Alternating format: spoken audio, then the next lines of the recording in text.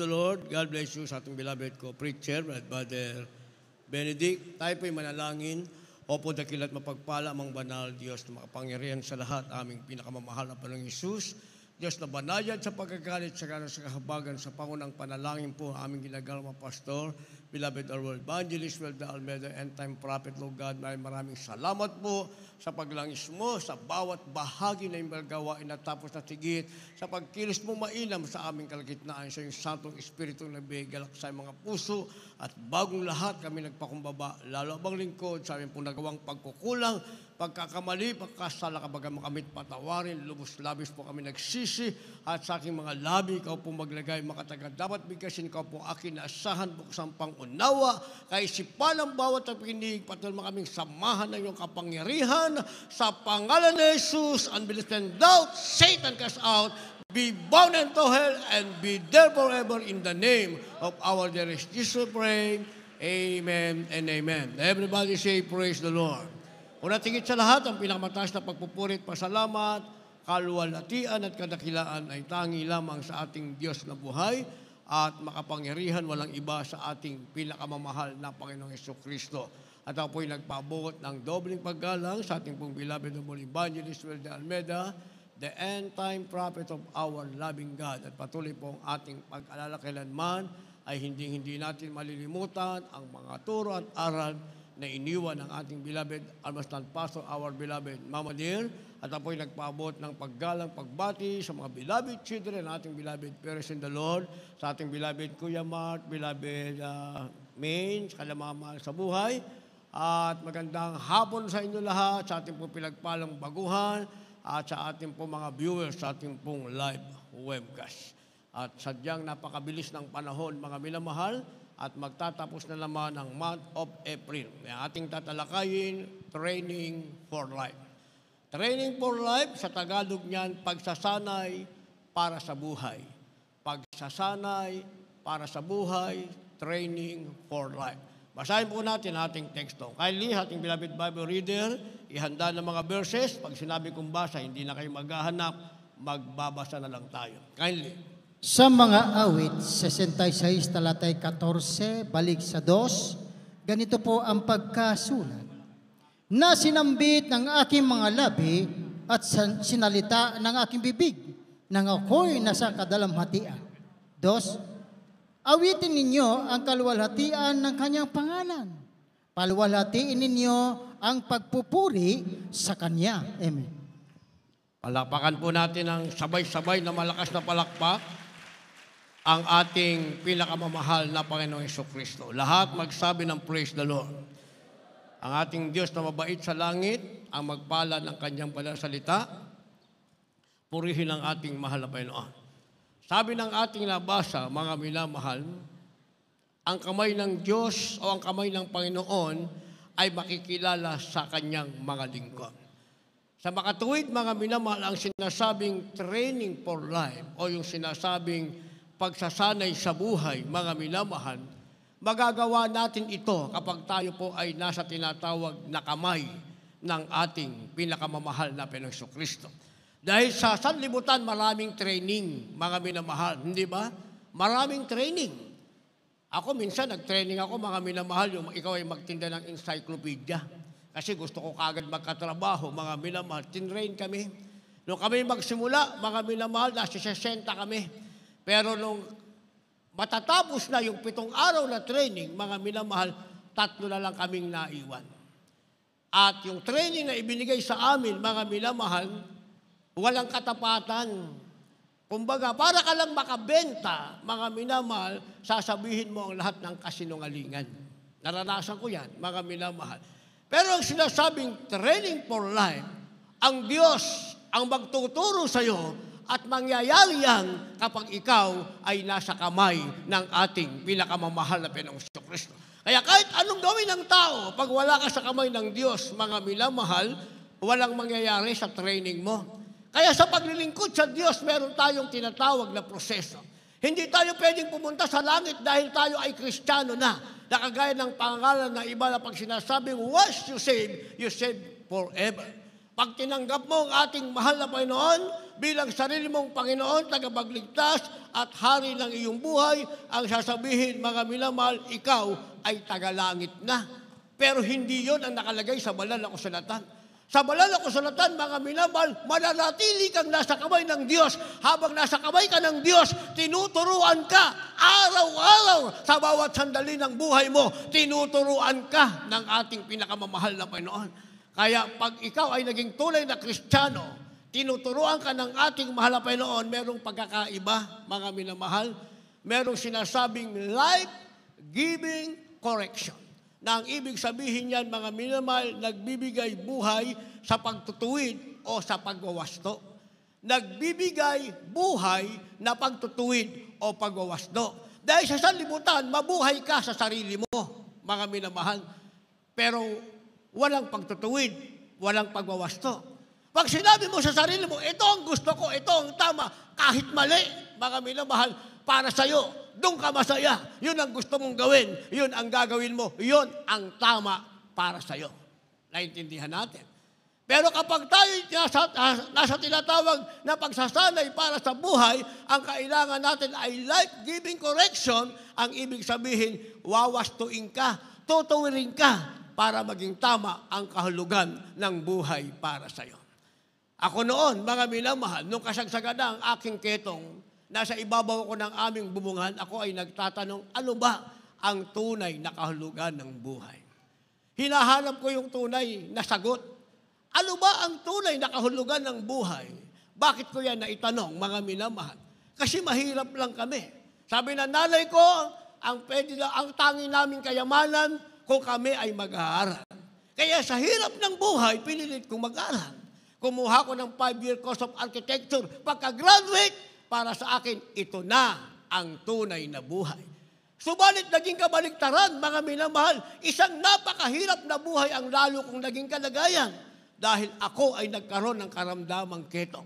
At ang aking karamdamang ketong umaasa kong gagaling sa loob ng 2 taong gamutan. Ang isa lang ang sinabi ng doktor sa kahuli-hulihan, dapat akong itapon sa leprosaryo. At tinatanong ko, ano ba ang tunay na kahulugan ng buhay? Ikaw ay mangangarap na maalis sa kahirapan? Ikaw ay mangangarap magkaroon ng magandang kinabukasan? Pangarap lamang na kung magkaroon ng katuparan, ang kasunod niyan ay walang hanggang kabiguan. Yun nangyari sa buhay ko. Hindi ko alam, ano ba ang tunay na kahulugan ng buhay? Pero nung ako ay makakilala sa ating mahal na Panginoon, doon ko ngayon nakita ang tunay na kasagutan. Ano ba ang tunay na kahulugan ng buhay? Ang tunay palang kahulugan ng buhay, kailangan mo ng training, pagsasanay. At sa pagsasanay na yan, ang kailangan mong gagawin sa'yo ay walang iba ang ating pinakamamahal na Jesucristo. At habang ikaw ay sinasanay, mga minamahal, merong tinatawag na koreksyon. Ito na ngayon ang sinasabing life-giving correction. Basa. Dito po sa aklat ng Kawikaan, Kabanata 15, ang talata po'y 31 hanggang 32. Ang taingang nakikinig sa saway ng buhay ay tatahan sa gitna ng pantas. Sa 32, siyang tumatanggi sa saway ay humahamak sa kanyang sariling kaluluwa. Ngunit siyang nakikinig sa saway ay nagtatamo ng kaawaan. Amen. Palakpakan natin ang ating mahal na Panginoon. Sabay-sabay tayong pumalakpak. Pag linggo, pwede tayong pumalakpak ng malakas at sabay-sabay. At lahat magsabi ng malakas na praise the Lord. Life-giving correction, nagbibigay buhay na pagtutuwid o pagwawasto. Sabi ng ating nabasa, 31, ang taingang nakikinig sa saway ng buhay ay tatahan sa gitna ng pantas. Pag dumating para sa iyo yung tinatawag na saway, at ang tainga mo ay nakahandang pakinggan ito. Ang ibig sabihin, tinatanggap mo. Hindi ka nasasaktan. Hindi mo pinipilit yung sarili mong katwiran na mali naman. Ang sabi, mga minamahal, ng ating nabasa, ikaw ay tatahan sa gitna ng mga pantas. Ang ibig sabihin, mananatili ka sa mga taong tunay na matalino. Kasi sa sanlibutan, maraming gustong maging matalino, mga minamahal, pero mangmang naman. Yun ang sinasabi ng ating beloved, Honorable Evangelist Will de Almeida, the end-time prophet of our loving God, na matalino pa sa kanila ang pusa. Bakit? Dahil yun daw pusa, bigyan mo ng plastic na isda, hindi niya kakainin. Dahil alam niyang plastic. Ibig sabihin, isang bagay na hindi nararapat sa kanya. Pero ang tao, mga minamahal, bigyan mo ng maling bagay. Bigyan mo ng maling Diyos na paglilingkuran, yung mali, yun ang ginugusto niya, bigyan mo ng tama, ayaw niya. Naintindihan natin, mga minamahal. Kaya nga ako, sinasabi ko kasi may mga alaga akong aso, mga minamahal, parang mas mabilis pang turuan yung aso eh. Hindi ba? Pag sinabi ko sa aso ko, huwag ka lalabas ng gate, diyan ka lang. Doon lang siya. Pag sinabi ko, labas ka, dumumi ka, huwag ka lalayo, doon lang siya sa malapit. Pag sinabi ko, sige na, magtatalong ka na, babalik-balik, yung exercise niya, mga minamahal, pupunta sa malayo yun, pabalik-balik 3 beses. Mabilis turuan, mga minamahal. Pero ang tao, turuan mo, 10 taon na. Hindi pa natuto. Hindi ba? Hindi pa natuto. Pero sabi ng ating nabasa, life-giving correction, kailangan pala natin ito para tayo ay maitrain ng tama at manatili sa kamay ng ating mahal na Panginoon. Na sabi, ang tainga daw na nakikinig sa saway, ikaw ay tatahan sa gitna ng mga pantas, magkakaroon ka ng tinatawag na tunay na karunungan. Kaya ang sabi ng verse 32, siyang tumatanggi sa saway ay humahamak sa kanyang sariling kaluluwa, ngunit siyang nakikinig sa saway ay magtatamo ng kaawaan. Palakpakan natin ang ating mahal na Panginoon. O pag hindi mo natanggap yung saway, hindi mo natanggap, sabi ng ating nabasa, mga minamahal, ikaw mismo ang humamak ng iyong kaluluwa. Kahit na nasain mo ang langit, nasain mo ang kasaganahan ng buhay, nasain mo ang tagumpay na gusto mong magkaroon ka, hindi mo yan makakamtan. Kung makamtan mo lang, pangsamantala, pagkatapos niyan, dadating sa iyo ang kabiguang hindi mo makakayanan. Ang tanong, nangyayari ba? Nangyayari sa salibutan, mga minamahal. Then nag-meeting kami nung isang araw na, no, ating electrical engineer para sa panibagong installation ng ating wiring mula dyan sa main panel, papunta rin sa bago nating building. Yung kanyang mga nalagyan, mga minamahal, na mga transformer, mga taong kilala sa Pilipinas, mayayaman. Ang sabi niya, mayayaman. Pero pagdating ng COVID, mga minamahal, sila ang pinakamalungkot. Bakit? Sabi ng ating electrical engineer, yun daw kayamanan nila, bagamat sila'y mayayaman, hindi naduktungan ang kanilang buhay. Inabot sila ng kamatayan. Yun ang meron sila. Ano ang meron ng anak ng Diyos, mga minamahal? Nung magka-COVID, ang sinasabi ng mga anak ng Diyos, lalo silang pinagpala ng ating pinakamamahal na Panginoon. Bakit? Yan ang training sa ating buhay. Umasa ka sa Diyos. Training yan. Mga aral na natutunan natin sa ating mahal na magulang sa Panginoon. Kaya nga isang kilala sa Pilipinas na negosyante, mga minamahal, nung magkaroon yung COVID yung kanyang anak, single flight, kinuha ng eroplano ang tinatawag na vaccine. Sa ibang bansa, single flight yun. Dinala sa Pilipinas, in-inject sa anak, yun ang pumatay sa kanyang anak. Ayun na nangyari. Alam na alam ng electrical engineer na aking kausap, mga minamahal. Pero ang mga anak ng Diyos, tumanggi sa injection. Ano nangyari? Lahat ng kasama nilang may injection, nagkasakit. Yung walang injection, hanggang ngayon, malusog. Pinagpala ng ating mahal na Panginoon. Training of life, merong pagsasaway, mga minamahal. Kaya sinasabi, siyang tumatanggi sa saway ay humahawak ng kanyang sariling kaluluwa. Pag tinanggihan mo ang saway, hinamak mo ang kaluluwa mo. Hindi mo pwedeng sabihin, mga minamahal, na wala ng kalamidad na mangyayari. Ang katotohanan, parating ang kalamidad at anytime, yan ay mangyayari. At kung wala kang saway, wala kang training sa kamay ng Diyos, ang sabi ng ating nabasa, ikaw mismo ang nagpahamak ng iyong kaluluwa. Datapwat, ang sabi, siyang nakikinig sa saway ay nagtatamo ng kaawaan. Habang nagpapakumbaba ka sa harap ng Diyos, habang tinatanggap mo ang pagtuturo sa iyo, habang ikaw ay nasa kamay ng ating mahal na Panginoon, ang meron ka, ang kaawaang nagmumula sa ating mahal na Panginoon. At ang kaawaan na yan ang magbabangon sa iyo mula sa kahirapan, mula sa karamdaman, magbibigay sa iyo ng tinatawag na kagalingan, at yung kaawaan na yan na galing sa Diyos, yan ang magdadala sa iyo sa buhay na walang hanggan. Kaya hindi ka pwedeng mabuhay, mga minamahal, hindi tayo pwedeng mabuhay na walang tinatawag na koreksyon. Naintindihan natin? Kaya hindi tayo pwedeng maging Kristiyano na sa kamay ng Diyos, sabi natin, okay na yan. Hindi pwedeng salitang okay na. Ang tama, mga minamahal, yung eksakto ng ating ginagawa ay naaayon sa kalooban ng ating mahal na Panginoon. Hindi sa magitan ng ating mata, okay na yan. Hindi pwede yun, mga minamahal. Siguro okay na to. Hindi ba? Isipin nyo, mga minamahal, ating beloved Pizza, sabi niya, Kuya Ate, bakit doon sa Marilao? Di ba ginamit ito noong 2022? Anniversary ng Men Church. Ginamit ito, kagagawa lang, mga minamahal.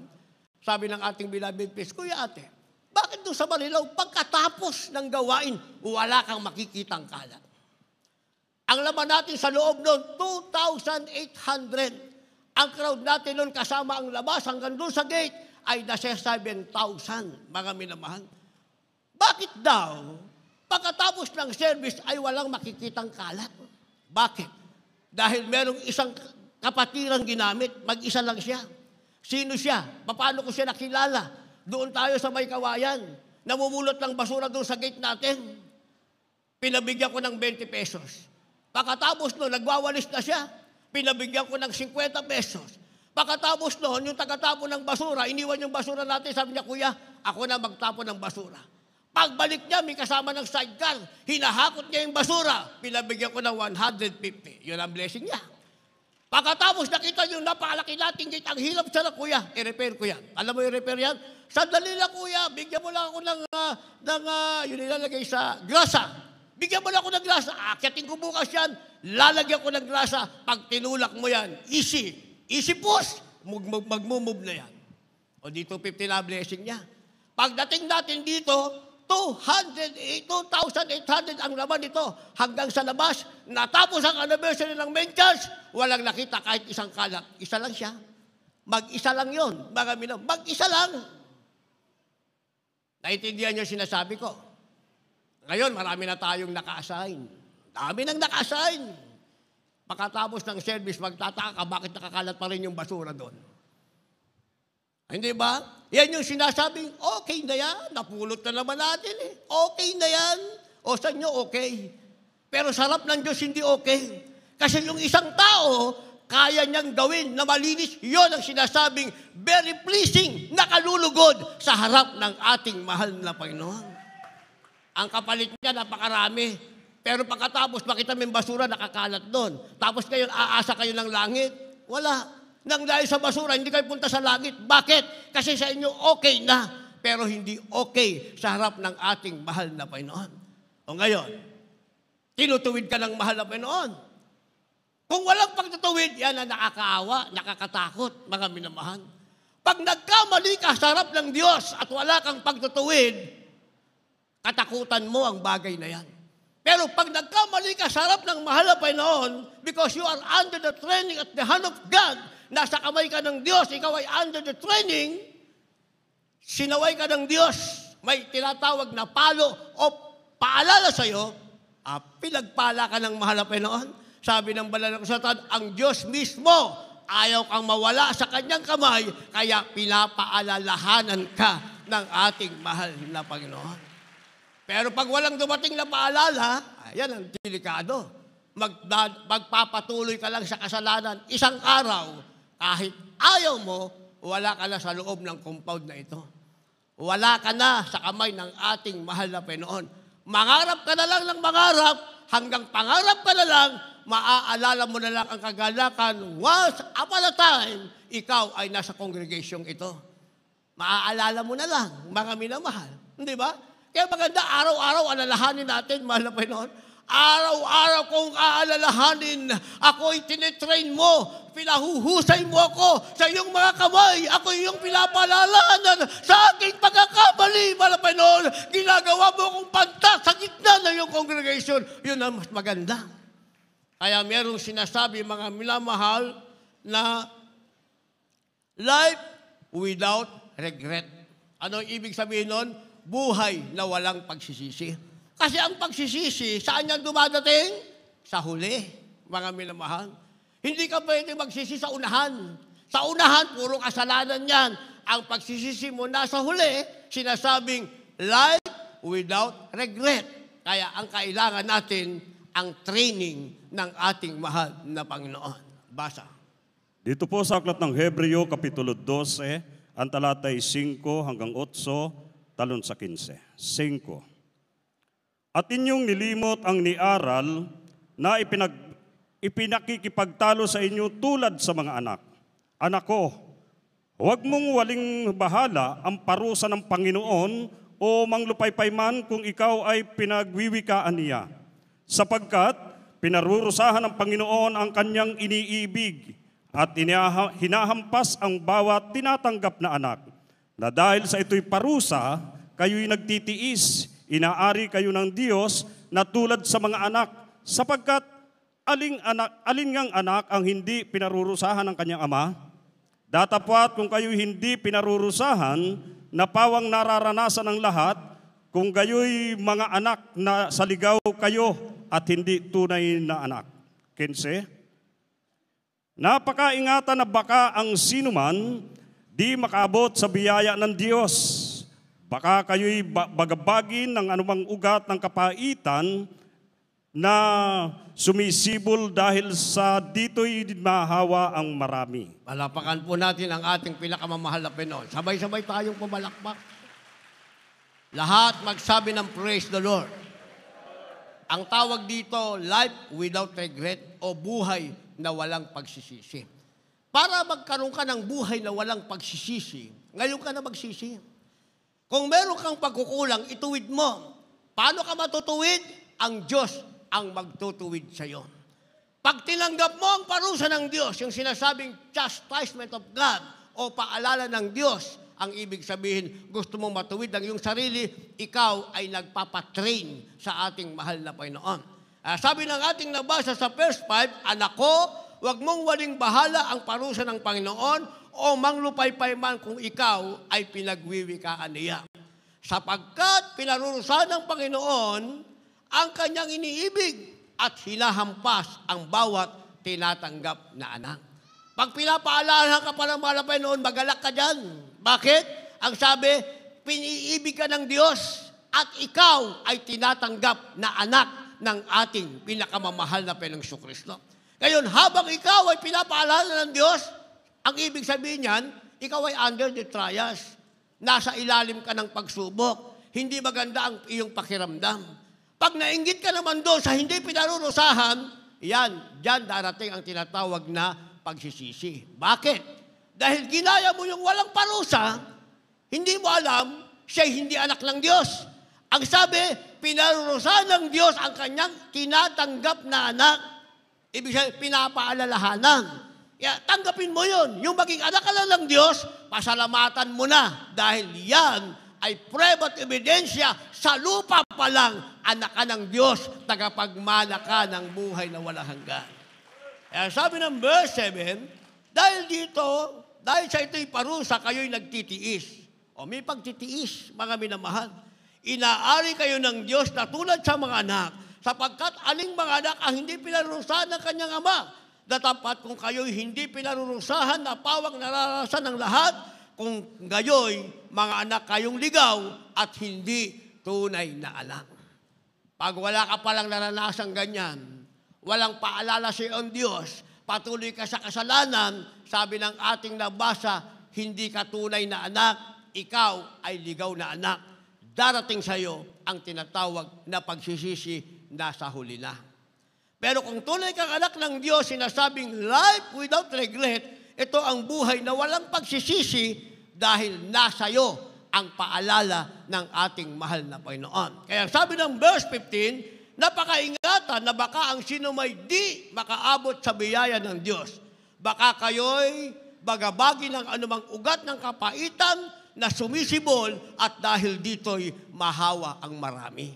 Naintindihan natin ang verse 15? Naintindihan natin? Uulitin kong basa. Napakaingatan na baka ang sino may di makaabot sa biyaya ng Diyos. Mag-ingat daw tayo. Baka ang sino man sa atin hindi makaabot sa biyaya ng ating mahal na Panginoon. Ang sabi rito, baka kayo'y bagabagi ng anumang uri ng kapaitan na sumisibol at dahil dito'y mahawa ang marami. Bakit? Pag nakita nilang wala ka na sa gawain, sabi nung sister na yan, sabi nung brother na yan, nasa katotohanan daw siya, pinagmamalaki niya, buhay ang Diyos nila. Bakit ngayon nasa sanlibutan na naman siya? O di nahawa ang marami? Kung ikaw ay ama at ina ng tahanan, nakita ng pamilya mo na ikaw ay wala na sa gawaing ito, mahahawa sila sa iyo. Dahil ikaw na ama, ikaw na anak, ang nagdala sa kanila rito, at ngayon ikaw ang umalis, kasama mo silang aalis. Naintindihan natin? Mahahawa daw ang marami. Samantala kung mananatili kang nasa training ng ating mahal na Panginoon, marami rin ang mahihikayat mo. Hindi mo mahahawa sa iyong pagtalikod, mahahawa mo sa paglilingkod mo sa ating pinakamamahal na Jesucristo. Makapagdadala ka ng kaluluwa sa paanan ng ating mahal na Panginoon. Kaya nga, iniligtas mo na ang sarili mo, iniligtas mo pa ang tao sa kapaligiran mo, na iligtas mo pa ang iyong sambahayan. Kasi minsan, nagiging immune tayo sa biyaya ng Diyos. Kaya sabi, pakaingatan, baka ang iba hindi na makaabot sa biyaya ng Diyos. Ano ibig ko sabihin na immune na, mga minamahal? Dito muna tayo sa kagalingan. Nung tayo nasa karamdaman, gusto nating gumaling. Hindi ba? Ngayon, matagal na tayong panahon, walang karamdaman. Na-immune na tayo. Ang ibig sabihin, nakakalimutan na natin na kaya meron tayong kagalingan, ang nagbigay niyan ang ating mahal na Panginoon. Ay, yung kagalingan natin, saan natin ginagamit? Yung lakas at lusog ng ating katawan, ginagamit na natin sa sanlibutan. Naintindihan nyo? Saan dapat gamitin? Dapat gamitin natin yan, yung kalusugan ng ating katawan sa paglilingkod sa ating mahal na Panginoon. Kaya nga, gagawa tayong ayon sa pamantayan ng Diyos. Hindi natin sabi, okay na yan, okay na, o sa'yo okay. Tanungin mo ang mahal na Panginoon, okay ba po sa'yo, mahal na Panginoon? Naalala ko tuloy, meron akong kapartner na karpintero, nung kabataan namin, mga minamahal, pero matanda siya sa akin, kaya tatay ang tawag ko sa kanya. Gawa ng bakod. Dati, tagakatay kami ng baboy. Kasi may baboy pa dati sa pastoral, noong 1991 dumating ako ron. Pag magkatay, magkapartner kami magkatay ng baboy. Partner din kami, karpintero kami pareho sa loob ng pastoral house. Gawa ng bakod. Sabi ng ating ginagawa pastor, ano ginawa mo? Bakit ganyan? Delikado yan. Mala pastor, temporary lang po. Malapit nang bumalik ang Diyos. Kaya temporary lang. Sabi ng ating ginagalang mala pastor, yan temporary mo, makapagpapahamak yan ng tao. Tama, malapit nang bumalik ang Diyos. Kaya dapat tama at eksakto ang gagawin mo para walang mapapahamak kasi malapit lang ang dumating ang Diyos. Naintindihan natin yon? Hindi tayo gumagawa ng temporary. Pag tayo gumawa, kumilos ang lakas ng ating katawan na ang Diyos nagbigay sa atin ng kalakasan, yung ginagawa natin permanente, kapakipakinabang sa lahat at pleasing o nakalulugod sa harap ng ating mahal na Panginoon. Tapos na tayo sa physical condition. Sa financial condition naman tayo mga minamahal. Bakit tayo pinagpala ng mahal na Panginoon? Alam ng mahal na Panginoon, meron tayong pusong mapagbigay, mga minamahal. Na-immune na. Na-immune na. Ibig sabihin, nagsawa na, mga minamahal. Nakalimutan niya, kaya meron siya dahil Diyos ang nagbigay sa iyo niyan. Lahat magsabi ng praise the Lord. Di ba? Nagsawa na. Nang hinayang na. Tingnan nyo, mga minamahal, pagbigay ka ng bigay, di ba? Parang overflowing water lang yan.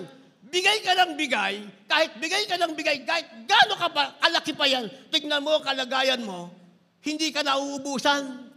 Pero pag nanghinayang ka, isang pitik lang mahal na Panginoon, ang meron ka, wala na agad. Naranasan nyo ba yan? Naranasan nyo? Bigay ka ng bigay, bigay ka ng bigay. Pero hindi ka naubusan. Bakit? Dahil nalulugod ang Diyos sa ginagawa mo. Pero pag huminto ka, hinto rin ang biyaya sa iyo ng mahal na Panginoon. Ayan ay patungkol sa financial status. Pagdating naman sa karunungan, mga minamahal, bigyan tayo ng malapit ng karunungan. Hindi ba? Sa mga academic natin, pinagpala tayo ng mahal na Panginoon. Talagang kahit ano ang mangyari, pakikita natin, kaya natin yan. Ang tanong, mga minamahal, yung bang ating effort sa academic, ginagamit ba natin para sa gawain ng mahal na Panginoon? Baka naman sa academic, andun ang ating wholehearted, ginagawa natin, mga minamahal, pagdating naman sa mahal na Panginoon, barya lang. Katiting na oras lang, mga minamahal. O hindi pa rin nakakalugod sa ating mahal na Panginoon. Naintindihan natin? Kaya ang sabi, mag-ingat ang bawat isa, baka tayo ay hindi makaabot sa biyaya ng Diyos at mahawa ang marami. Dahil kung umabot ka sa biyaya ng Diyos at nakita nilang ikaw ay nasa pag-training ng mahal na Panginoon, nasa kanyang kamay, kahit hindi ka na magsalita, nakita nilang pinagpala ka ng mahal na Panginoon, sila man ay sasama sa iyong maglingkod sa ating pinakamamahal na Panginoong Jesucristo. Pagkatapos nito, meron tayong tinatawag na life-changing choices. Ibig sabihin, mga pagpipilian sa pagbabago ng buhay. Pipili ka. Sabihin natin, 10 years na tayo sa mahal na Panginoon. Natanggap na natin ang mga pangako ng Diyos. Pero, still, meron pa rin choices, mga minamahal. Magpapatuloy ka ba? O hihinto ka na? Pag ikaw ay huminto, ano mangyayari? Pag nagpatuloy ka, ano ang mangyayari? Anong sabi ng banal na kasulatan? Basa. Dito po sa aklat ng Isaias Kapitulo 41, ang bersikulo po ay 10 hanggang 13. Huwag kang matakot sapagkat ako'y sumasayo. Huwag kang manglupaypay sapagkat ako'y iyong Diyos. Aking palalakasin ka, oo. Aking tutulungan ka, oo. Aking alalayan ka ng kanang kamay ng aking katwiran. Narito, silang lahat na nagagalit sa iyo ay mga papahiya at mga lilito. Silang nakipaglaban sa iyo ay papanaw at mga papahamak. Iyong hahanapin sila at hindi mo masusumpungan. Sa makatuwid bagay, silang nakipaglaban sa iyo. Silang nakipagdigma laban sa iyo ay papanaw at gaya ng bagay ng wala. Sapagkat akong Panginoon mong Diyos ay hawak ng iyong kanang kamay na magsasabi sa iyo, huwag kang matakot, aking tutulungan ka. Palakpakan natin ang ating mahal na Panginoon. Sabay-sabay na palakpak. Lahat magsabi ng praise the Lord. Life-changing choices. Pag binasa natin ito, tsaka tayo magsisimulang pumili, mga minamahal. Pag ikaw ay nanatili, nasa training ka ng mahal na Panginoon, meron kang tinatawag na life-giving correction, meron kang tinatawag na life without regret, at ngayon nasa life-changing choices ka, pipili ka, mga minamahal. Pagpili mo, unawain mong maigi. Ako ba mananatili sa Diyos o hindi ako mananatili sa Diyos? Kung hindi ako manatili, ano mangyayari? Kung manatili naman ako, ano ang mangyayari? Dito tayo sa mananatili. Kung manatili ka, ang sabi ng verse 10, huwag kang matakot, sabi ng Panginoon. Sapagkat ako'y sumasa iyo, huwag kang malupaypay. Mawawala na ang takot mo, wala pa ang panlupaypay mo. Bakit? Kasi pinili mo na ikaw ay nasa kamay ng Diyos. Lahat magsabi ng praise the Lord. Tuloy ang basa. Ang pangako ng Diyos, sapagkat ako'y iyong Diyos, aking palalakasin ka, aking tutulungan ka, aking aalalayan ka ng kanang kamay ng aking katwiran. Lahat ng tulong, lahat ng alalay, galing sa mahal na Panginoon ay para sa iyo. Kung pipiliin mo na manatiling maglingkod sa ating mahal na Panginoon. Naintindihan natin? Yung mga kabataan natin, magsabi ng praise the Lord. Eh, paano kung pinili nyo, nakamotor kayo, minakang ka sa likod? Minakang ka sa likod. ang nakaangkas sister. Paano ngayon yan? Hindi ba? Yan ang sinasabi natin. Hindi ba? Hindi. Wala namang makakakita nito eh. Meron nga makakakita eh. Ang Diyos nga sa langit na nagsasabi sa iyo, huwag kang matakot, huwag kang malupaypay, tutulungan ka niya, aalalayan ka niya. Diyos na yan na nagsasabi sa iyo, ang nakakakita sa iyo. Naintindihan natin? Si Brother Louie, busy yan sa counseling. Iwanan na natin yung basura. Siguradong pagbaba niya, pagod na pagod yan. Diretso yan doon sa information. Hindi makikita yung basurahan. Sino naman may sabi sa inyo, kahit anong pagod ko, iikot talaga ako dito sa area natin. Kung kayo iniisip niyo, ako'y napapagod, ako hindi ako nag-iisip mapagod. Dahil ang pahinga natin sa piling ng ating pinakamamahal na Panginoon. Naintindihan natin? O pag pinili mo sa kamay ng Diyos, sa training ng Diyos, ang sabi, ang alalay ng Diyos ay nasa iyo. Tuloy natin ang basa, verse 11, narito silang lahat na nagagalit sa iyo ay mapapahiya, malilito. Silang nakikipaglaban sa iyo ay papanaw at mapapahamak. Naintindihan natin yon? Pag pinili mo palang nasa kamay ka ng Diyos, under training ka sa kamay ng Diyos, sabi ng ating nabasa, napakamalas naman na makipag-away sa iyo. Ang sabi, mapapahamak sila, mawawala sila, sapagkat hindi ikaw ang kalaban nila, kundi ang Diyos na pinili mong paglingkuran. Ang Diyos na sumasanay sa iyo. Sabi ng verse 12, iyo nga hanapin sila, hindi mo masusumpungan, sa mga tuwid bagay sila nakipaglaban sa iyo, sila nakikipagdigma sa iyo, ay papalaw at gaya ng bagay na wala. Isipin mo, pag pinili mo manatili kang maglingkod sa Diyos, ikaw ay nasa pagtitraining ng mahal na Panginoon, hanapin mo kaaway mo, hindi mo na makikita. Hanapin mo kaaway mo, karamdaman. Tignan mo yung katawan mo, walang karamdamang babalik dyan. Tignan mo kalagayan mo, yung kaaway mong kahirapan, tignan mo ang sarili mo, mananatili ka sa kasiganahan, wala kang kaaway na kahirapan.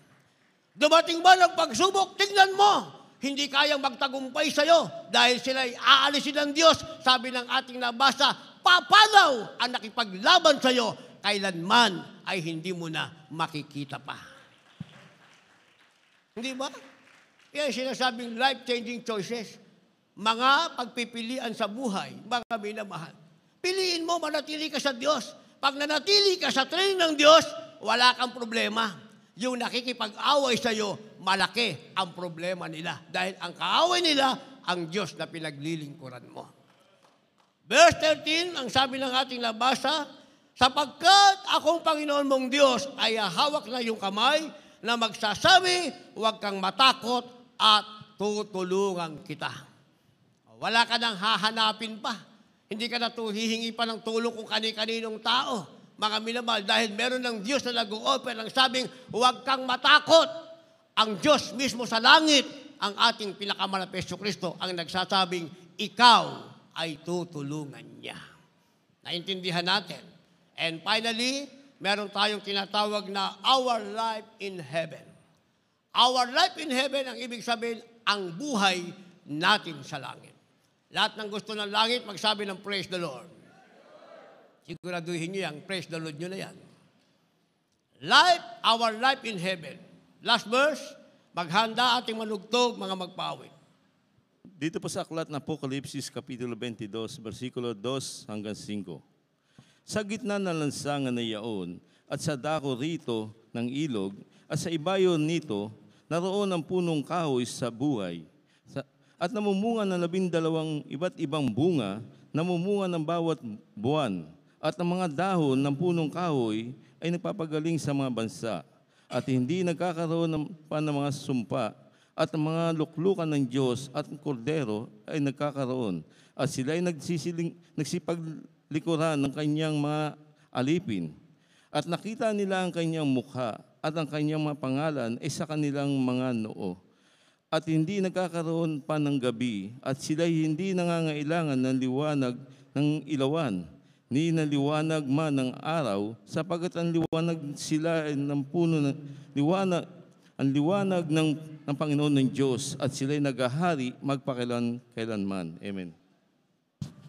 Palakpakan po natin ang ating mahal na Panginoon. Our life in heaven, ang ating buhay sa langit. Ano ba ang buhay sa langit, mga minamahal? Alam na ba natin kung anong merong buhay sa langit? O ano ang buhay sa langit? Ito ang buhay sa langit. Kabaligtaran sa buhay sa impyerno.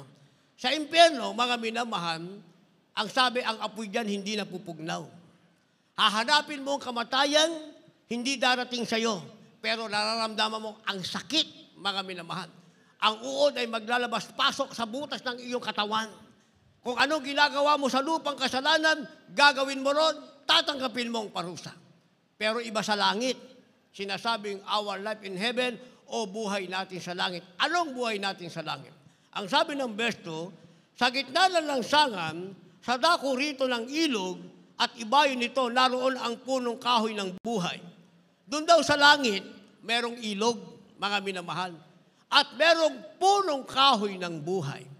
Ang sabi rito, mga minamahal, namumunga ng 12 iba't ibang bunga, namumunga sa bawat buwan, at ang mga dahon ng punong kahoy ay nagpapagaling sa mga bansa.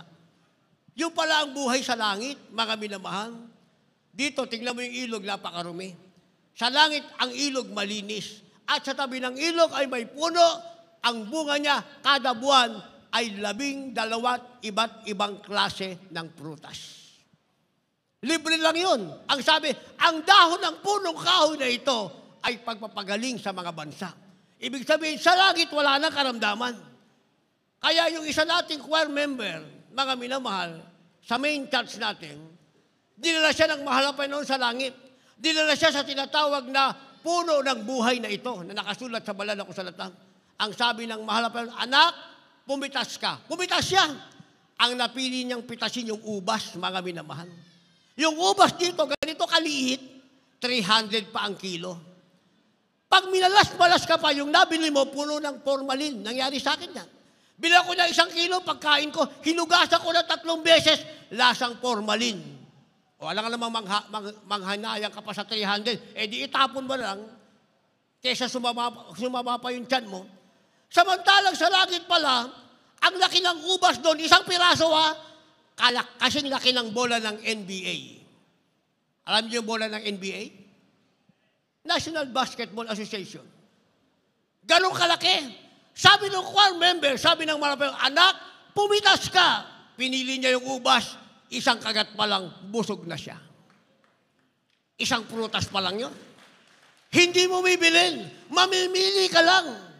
Hindi ka magsasawa dahil sabi ng ating labasa, kada buwan, ang puno ay mamumunga ng iba't ibang klase ng prutas. Yun ang pagkain mo sa langit. Hindi ka na mahihirapan pang bumili. Ituloy natin ang basa, verse 3, at hindi makakaroon ng sumpa. Ang luklukan ng Diyos at ng Kordero ay naroon, siya'y paglilingkuran ng kanyang mga alipin. Wala nang sumpa, mga minamahal. Yung palang paglilingkod natin sa Diyos, dito, ipagpapatuloy lang natin sa langit sa paglilingkod sa ating mahal na Panginoon. Kaya kung dito, tamad kang maglingkod sa Diyos, hindi ka pwede sa langit, dito tamad ka eh. Di ba? Dapat dito masikasik kang maglingkod sa Diyos para karapat dapat kang magmana ng buhay na walang hanggan. Pag dito tamad kang pumalakpak, hindi ka pwede sa langit. Sa langit, lahat doon pumapalakpak. Sabi ng banal na kasulatan, sa langit lahat sumisigaw ng malakas na praise the Lord. Yun nakalagay sa banal na kasulatan. Ang sabi, ang hukbo ng langit ay nagpupuri sa Panginoon, nagsasabing, Hallelujah, na ang ibig sabihin ay kalatian, kapangyarihan, at kapurihan. Di ba yun ang meaning ng Hallelujah? Ituloy ang basa, makikita nila ang kaniyang mukha at ang kanyang pangalan ay sa kanilang mga noo. Sa langit pala, makikita na natin ang mukhaan ng ating mahal na Panginoon. At sa ating mga noo, hindi siksik-sik na nakatatak. Yung maiiwan sa rapture, nakatatak sa noo 666. Ang nasa langit, sabi, ang tatak sa noo nila ay ang pangalan ng ating pinakamamahal na Panginoong Jesucristo. Verse 5, hindi na magkakaroon pa ng gabi. at sila hindi nangangailangan ng liwanag ng ilawan ni ng liwanag ng araw sapagkat liliwanagan sila ng Panginoon. Sila'y maghahari magpakailanman. Wala ka ng bill na babayaran. Hindi ka na magtitipid sa kuryente. Sabi ng ating nabasa, wala ng gabi, wala ng araw, ang liwanag ay nanggagaling sa ating mahal na Panginoon. Yan ang sinasabing our life in heaven at makakamta natin yan kapag tayo ay na-train sa kamay ng ating mahal na Panginoon. Tayong lahat ay tumayo. Kung meron kayong dalang baguhan, nais nila ng training, na ang Diyos ang mag-train sa kanila. Sinasabing train for life o pagsasanay para sa buhay, ang Diyos ang gagawa nito. At magmamana sila ng buhay sa kalangitan. Dalhin niyo sila sa harapan, mga nasa labas, nasa dulo, dalhin niyo sila sa harapan. Habang tayo umaawit, awiting bagong pag-asa. Ngayon, meron na tayong bagong pag-asa sa kamay ng ating pinakamamahal na Yesu Cristo. Tayo umaawit.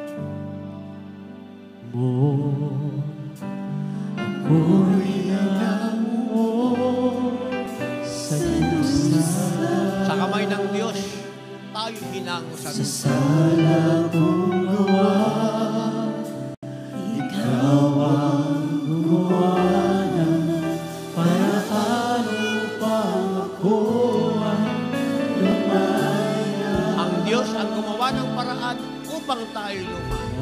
Kung nagtiis, muna hinagpis ang buhay. Dati puno ng hinagpis ang ating buhay. Walang mapansin.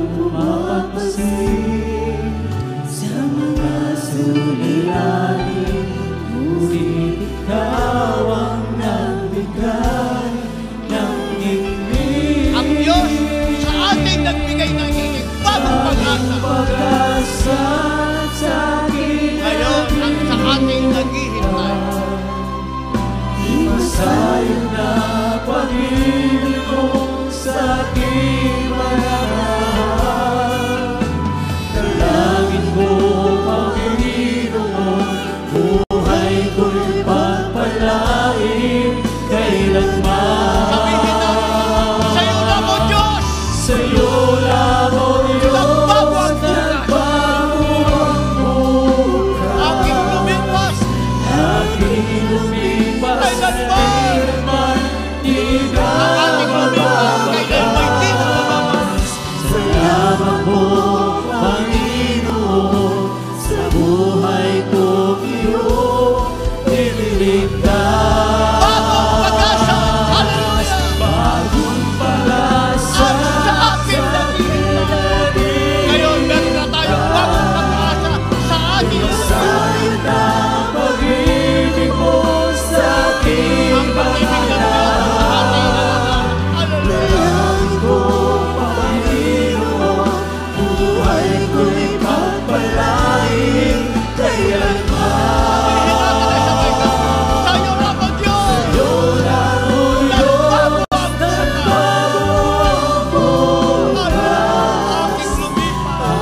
Lumipas kailanman di na mababa. Sabihin natin at sabay-sabay. Salamat po, Panginoon. Sa buhay kong iyong iniligtas. Second instance, kay sarap ng damhin. Ay sarap ng lamig, Pag-ibig mo sa akin, pag-ibig mo sa akin. ang pag-ibig ng Diyos ay tunay.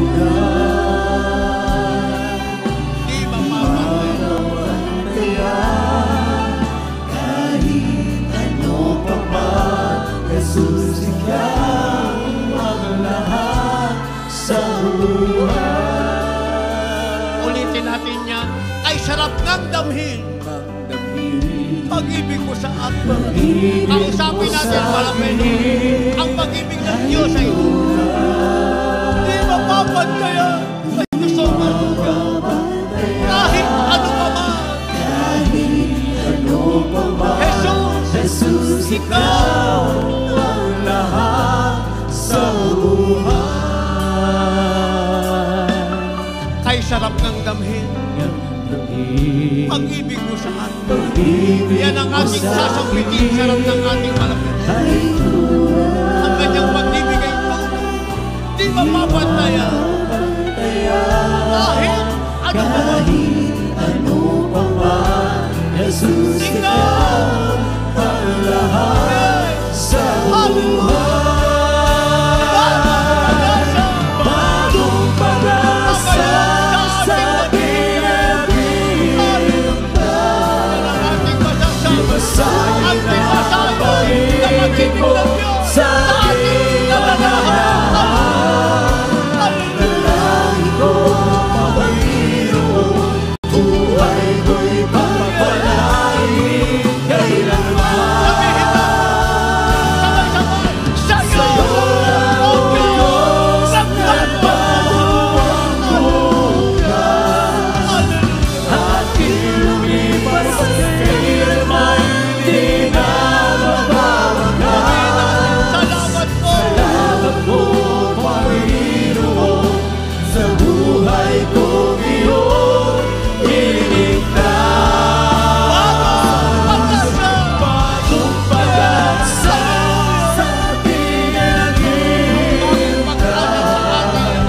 Ibasahin na pag-ibig mo sa aking mananahan. Dalangin ko, Panginoon, buhay ko'y pagpalain kailanman. Sa'yo lang, O Diyos, nagbago ang bukas. Aking lumipas kailanman, di na mababakas. Salamat po, Panginoon, sa buhay kong iyong iniligtas. Bagong pag-asa sa aking naghihintay.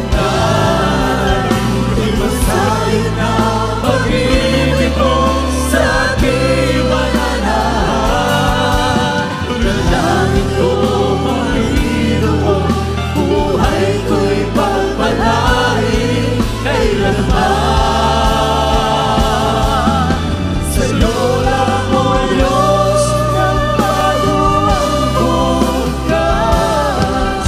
Aking lumipas sa kailanman, di na mababagas. Salamat po, Panginoon, sa buhay kong iyong iniligtas.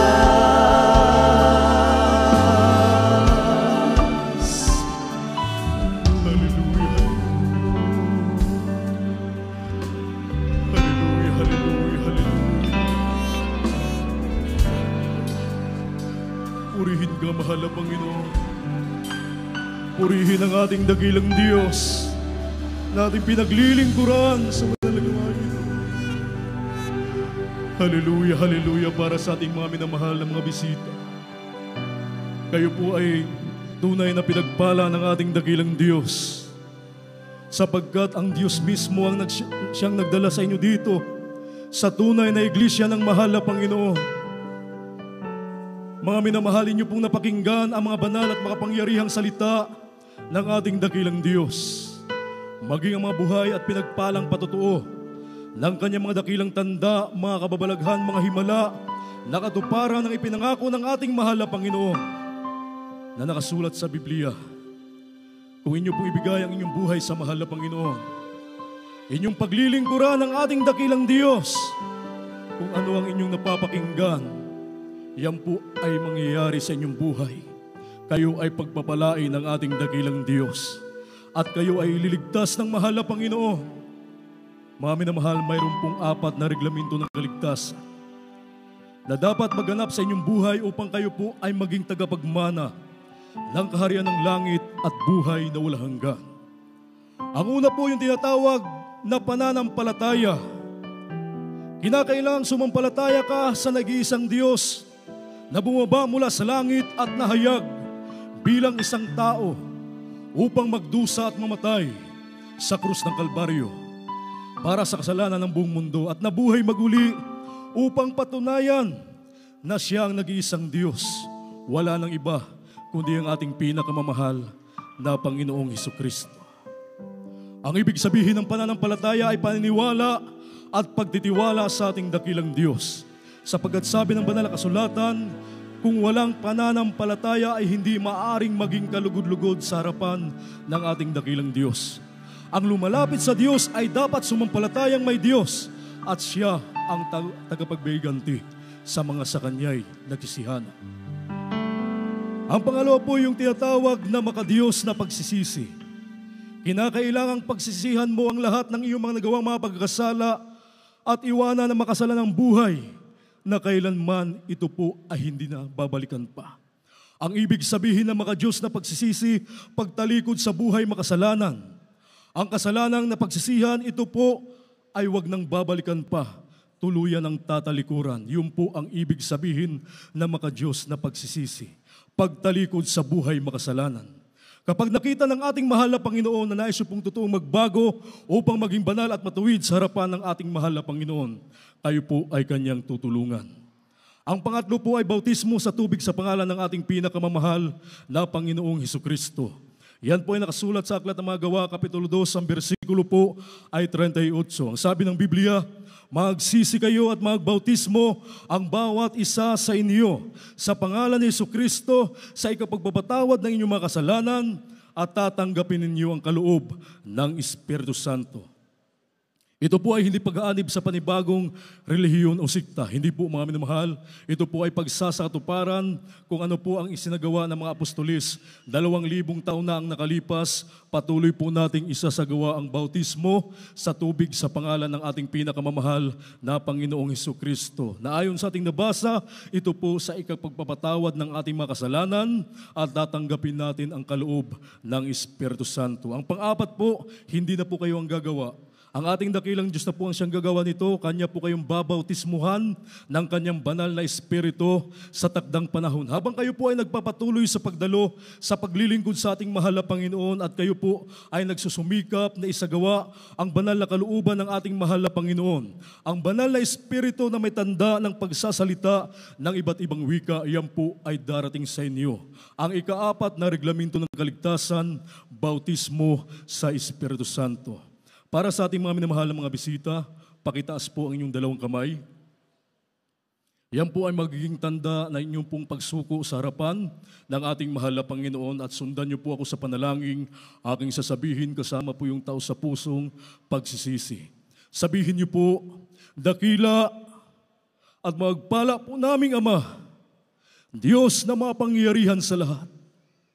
Sa matamis at makapangyarihang pangalan ni Jesus, mahal na Panginoon, ako po ay isang taong makasalanan at ako po ay lubos na nagsisisi sa lahat ng aking mga nagawang mga pagkasala mula nang ako'y magkaisip hanggang sa mga oras na ito. Mahal na Panginoon, tinatanggap kita ngayon bilang sarili kong tagapagligtas, Diyos at Hari ng aking buhay. Iligtas mo po ako, maging ang aking mga mahal sa buhay. Gawin mo po kong tunay na Kristiyano sa isip, salita, sa puso, sa gawa at sa katotohanan. Tagapagmana ng kaharian ng langit at buhay na walang hanggan.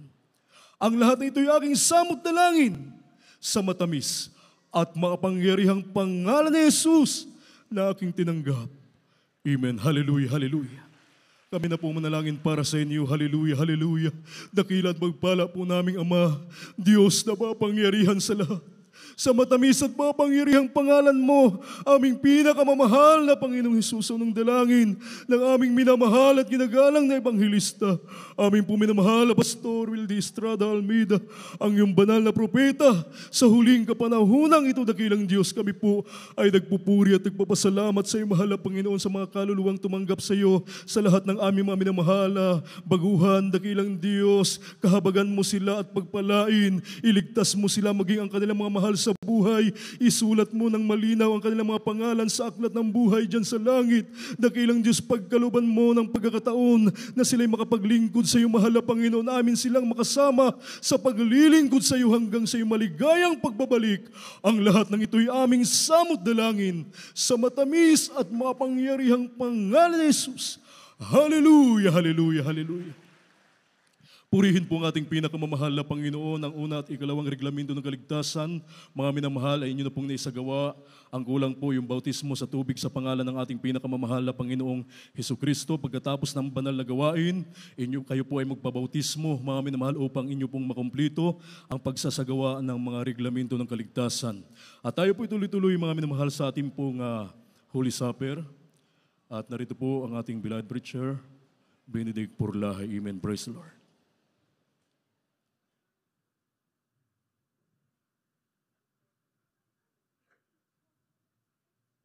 God bless you, beloved Brother Del, my beloved co-preacher.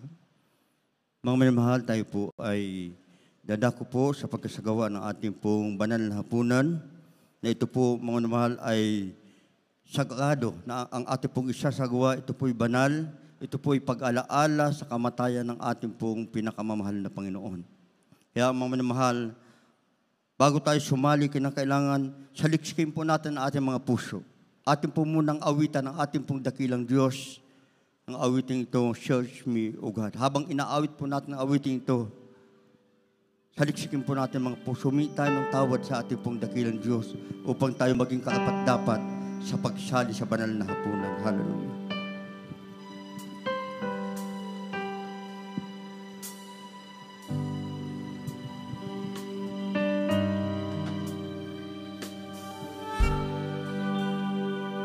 Search me, oh God, and know my heart today.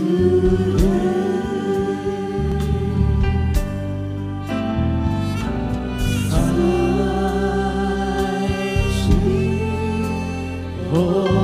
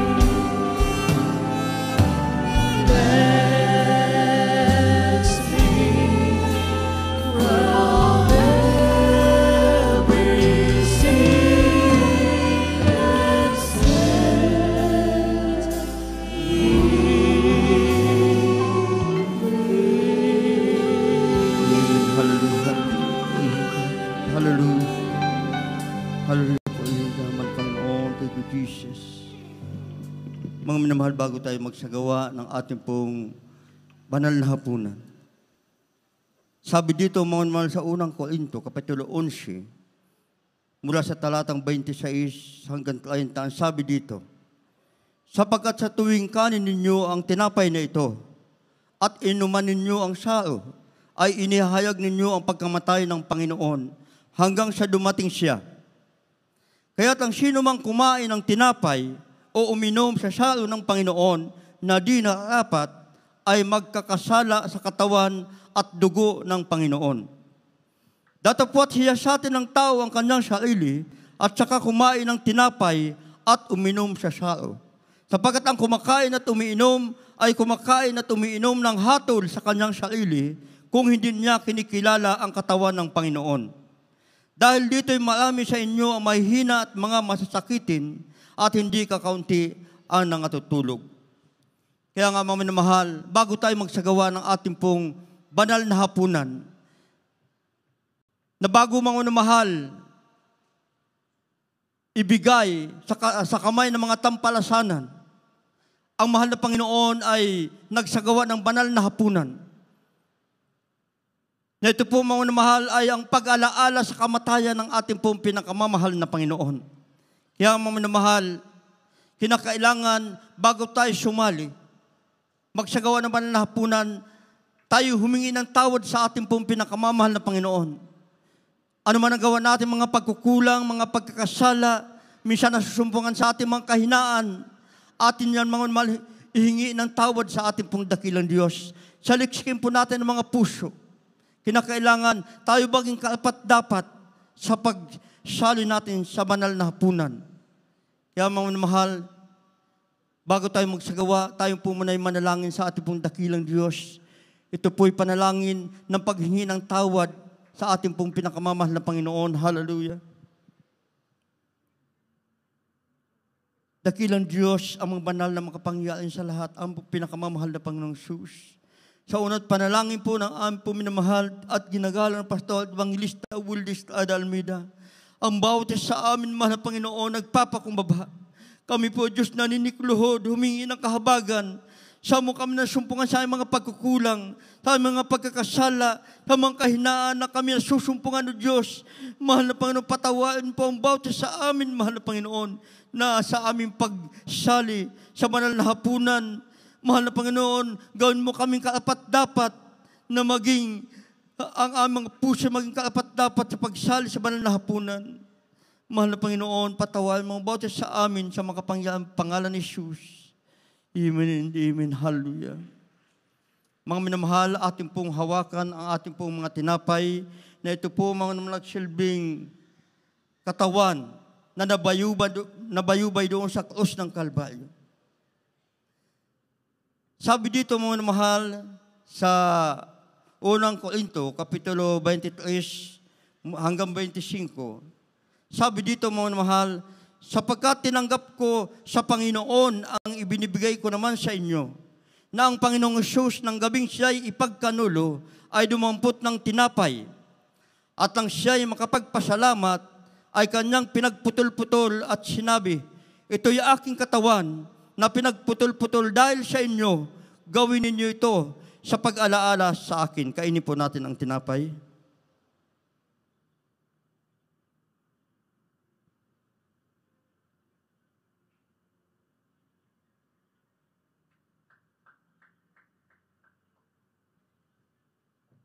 Mga minamahal, hawakan po natin ang katas ng ubas na ito po nagsimbolo ng dugo ng ating pong pinakamamahal na Panginoong Jesus.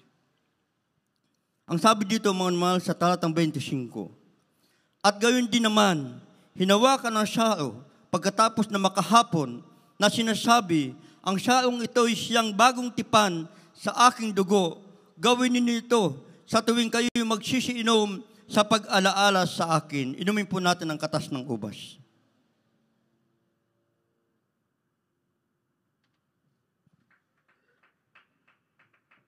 Hallelujah, hallelujah. Hallelujah. Hallelujah. Glory to Jesus. Hallelujah, hallelujah. Hallelujah! Lord Jesus. Hallelujah. Panginoon. Hallelujah. Thank you, Jesus. Tinapay ng buhay, iyong alalahanin ang kanyang paghihirap upang tayo makapit sa araw ito. Iyong inumin ang bagong tipan sa atin.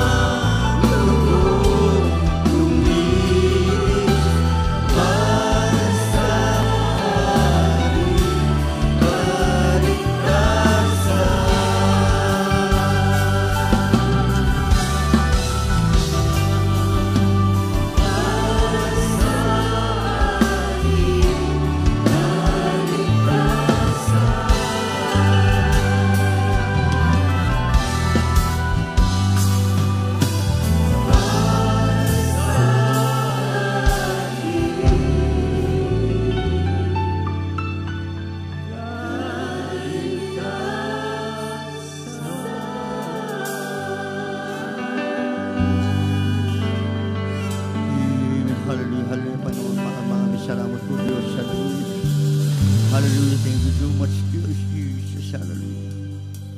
Mga minamahal, tayo naman po ay dadako po sa ating mga pangailangan.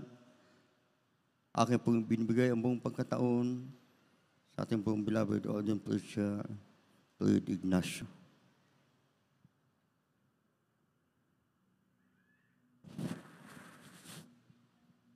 Amen. God bless you po, beloved Brother Benedict. Maraming salamat sa ating dakilang Diyos. Tayo po'y dadako sa ating pong pangangailangan, minamahal. Ating pong isipin, tandaan na ang Diyos natin ay makapangyarihan. Siya'y tumutugon sa panalangin ng kanyang mga anak. At siya'y nangaral, pagturo ng Ebanghelista upang malaman natin ang katotohanan. Batid po natin mga minamahal, isipin po natin ang ating mga pastor ang nagpatong ng kanyang kamay sa ating mga ulo at ang ating dakilang Diyos ang magpapagaling. Sa Diyos, wala pong imposible. Tayo po'y manalangin. Praise God. Hallelujah. Dakilat mapagpala namin ang mga Diyos na makapangyarihan sa iyong pangalan, aming pinakamamahalapang sus. Pinakamamalapang noon sa pangunat panalangin po ng aming minamahal na Pastor Evangelista Willis Almeda, iyong banal na propeta. Natin mo kami sa iyong banal na harapan, nagpapakumaba, nagsusumamo sa iyo, humihingi ng tawad sa lahat ng mga pagkukulang ng mga kainan, napabigyan patawad po. Dalangin po namin na Diyos, hallelujah, ang kalakasan, kalusugan, pag-ingat, pagpapala. Patuloy, gamitin mo ang aming minamahal ng Pastor Evangelista Willis Almeda para sa aming kaligtasan, sa mga beloved children in law, grandchildren at gate, grandchildren, lahat po ng mga aral, lahat po ng mga gawat, mga kapatiran sa buong daigdig. Batid mo namin, O Diyos, na sa iyo walang imposible. Kaya mo pagalingin ang mga karamdamang katulad ng cancer, leukemia, tuberculosis, diabetes, mga karamdamang hindi na mapagaling ng ospital ng mga doktor, ng mga magamot.